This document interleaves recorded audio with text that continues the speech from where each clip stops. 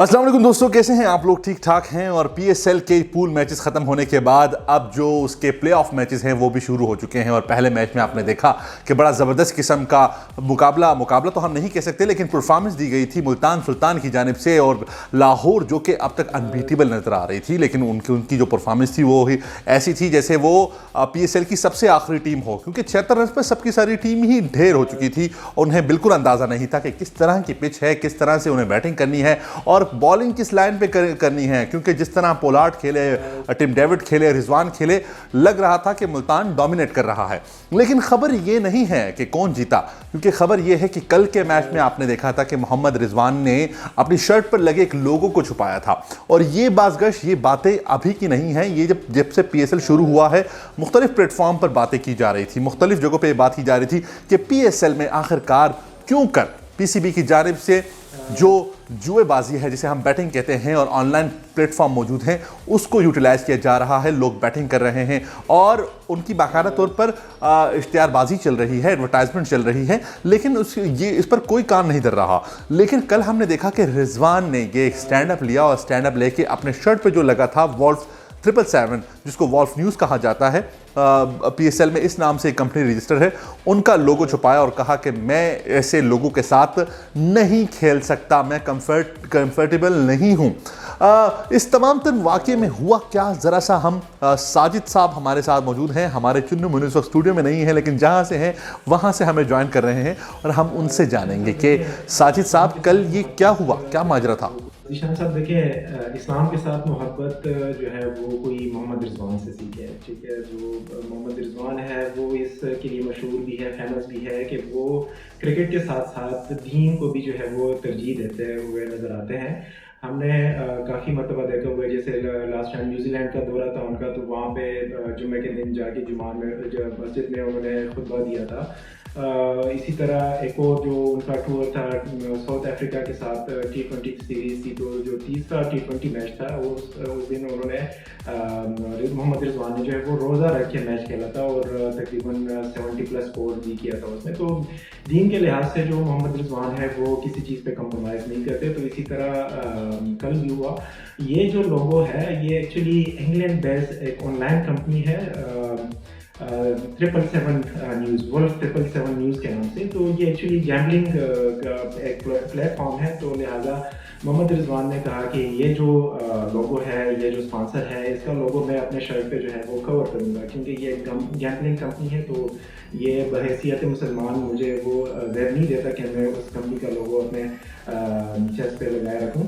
तो लिहाजा उन्होंने क्या किया कि उसके ऊपर एक पीली पट्टी लगा के उसको कवर कर दिया।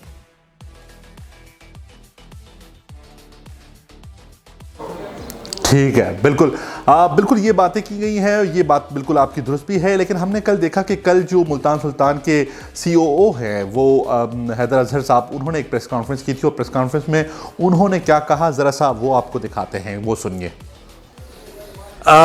ये जिस पर्टिकुलर स्पॉन्सर की बात हो रही है, वोल्फ 777 न्यूज़, ये इस साल को लेकर पिछले 2 साल, मतलब तीसरा साल है उनका जब उन्होंने पीएसएल में स्पॉन्सर किया। पहले ये लाहौर कलंदर के स्पॉन्सर थे, अबू धाबी में उनके कॉलर पे लोगो था, और फिर ये मुल्तान सुल्तान के स्पॉन्सर थे।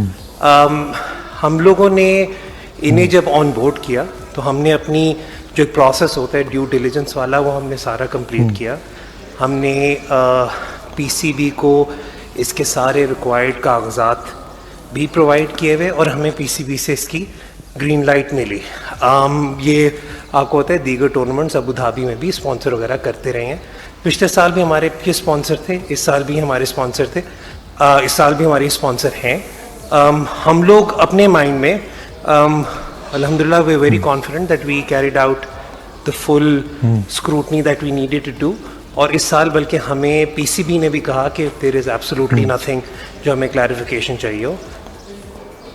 हाँ जी, उनकी आपने प्रेस कॉन्फ्रेंस देखी, उन्होंने कहा कि उन्होंने तब भी कहा कि पीसीबी की जानिब से उन्हें गो अहेड दिया गया था कि ऐसी कोई बात नहीं है, लिहाजा वो तमाम तर शराइत और तमाम तर जो कवायफ होते हैं, जो कागजी कार्रवाई होती है, वो मुकम्मल करने के बाद ही इस कंपनी को इजाज़त दी गई है ऑफिशियल स्पॉन्सर बनने की। खैर, यहाँ पे कुछ फैक्ट्स हैं, फैक्ट्स हमने देखे थे कि इस वक्त जो 6 में से 4 टीमें हैं उनको कोई ना कोई बैटिंग कंपनी ज्वाइन उनको है ना स्पॉन्सर कर रही है। और इन बैटिंग कंपनीज की जाने से बड़ा इंतहाई शातिर तरीके से एक काम किया गया है कि अब इनकी जानिब से कुछ इंटरनेशनल प्लेटफॉर्म बनाए गए हैं, न्यूज़ प्लेटफॉर्म, और उस न्यूज़ प्लेटफॉर्म पे ये लोग जो न्यूज़ से मुतालिक अपडेट्स होती हैं, क्रिकेट से मुतालिक या स्पोर्ट्स से मुतालिक अपडेट होती हैं, वो शेयर करते हैं। लेकिन अब इन वेबसाइट्स में अगर ये भी देखें तो इन वेबसाइट्स में आपने देखा होगा कि वहाँ पे बाकायदा तौर पे कहीं ना कहीं आपको इश्तिहार मिल रहा होता है कि उस वेबसाइट के थ्रू कि आप यहाँ पर भी अगर रजिस्टर करेंगे तो आप लाखों करोड़ों रुपए कमा सकते हैं।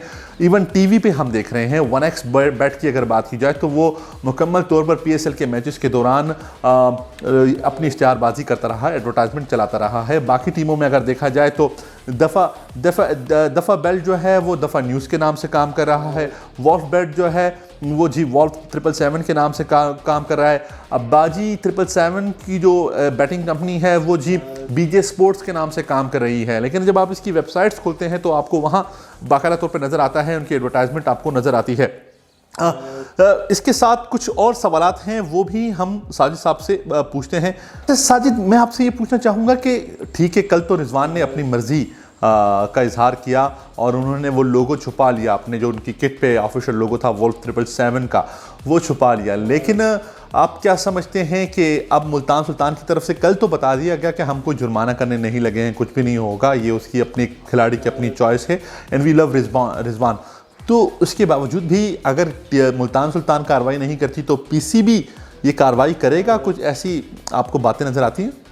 जी देखिए ज़ीशान साहब, जो टीम मैनेजर की प्रेस कॉन्फ्रेंस हुई है लास्ट नाइट मैच के बाद, तो उसमें सहाफ़ियों ने उनसे पूछा कि यही सेम क्वेश्चन उनका भी था कि रिजवान का जो है उन्होंने ऐसा इक़दाम क्यों लिया और मतलब अब उसके ऊपर क्रिटिसिज्म हो रही है। तो उनका बहुत अच्छा जवाब था। टीम मैनेजर हैदर अजहर जो है वो प्रेस कॉन्फ्रेंस कर रहे थे, तो उन्होंने कहा कि खिलाड़ी अगर हमारा कोई किसी स्पॉन्सर के लोगों के साथ अनकंफर्टेबल है तो और फिर रिजवान जैसा खिलाड़ी, तो फिर हम ठीक उनको जो है बिल्कुल भी। अच्छा, तो साजिद, ये वोल्फ 777 जिसे हम कहते हैं या वुल्फ 777 न्यूज़ जो अब है पीएसएल में जो काम है, ये क्या कंपनी है, कब से ये स्पॉन्सर करेगी? क्योंकि हमने कहीं ना कहीं पढ़ा और देखा है कि ये पिछले 2-3 सीज़न से ही, पहले ये लाहौर कलंदर की टीम में थी और वो उनके जिस तरह हैदर अजहर साहब ने बताया कि उनके कॉलर पे उनका निशान होता था, अब ये मुल्तान सुल्तान को पिछले 2 सालों से स्पॉन्सर कर रही है। तो ये कब से काम कर रहा है? ये जिशान साहब, ये जो कंपनी है वुल्फ 777, ये इंडियन बेस्ट गैम्बलिंग कंपनी है ऑनलाइन, तो ये पिछले तकरीबन 3 साल से पीएसएल को जो है वो स्पॉन्सर कर रहा है। इससे पहले जब दुबई में मैच थे हमारे पीएसएल वहाँ पे था, तो इस टाइम से ये लाहौर कलंदर को जो है स्पॉन्सर कर रहा था। लेकिन पिछले 2 सालों से है जो है ये मुल्तान सुल्तान को सपोर्ट कर रही है, स्पॉन्सर कर रही है।